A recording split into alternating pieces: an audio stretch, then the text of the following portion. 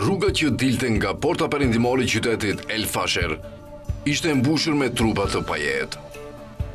Ndërsa njerëzit përpiqeshin të largoheshin nga kryeqyteti i Darfurit Verior në Sudan, i cili javën e kaluar ra nën kontrollin e forcave paramilitare, Rapid Support Forces apo RSF, ata u gjendën duke ecur mes të vdekurve.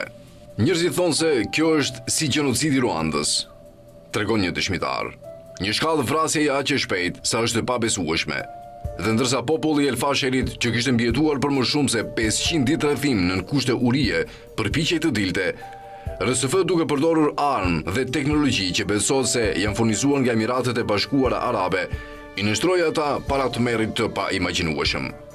Burrat ndaheshin nga gratë dhe fëmijët dhe ekzekutoheshin. Djem 2 vjeçar vriteshin, shpesh para syve të familjeve të tyre.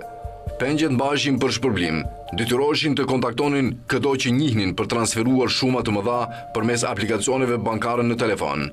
Gratë, sipas dëshmitarëve që folën për Middle East Eye, u përdhunuan, u kontrolluan me dhunë dhe u sulmuan seksualisht. Disa u mbajtën peng në vend të shpërblimit.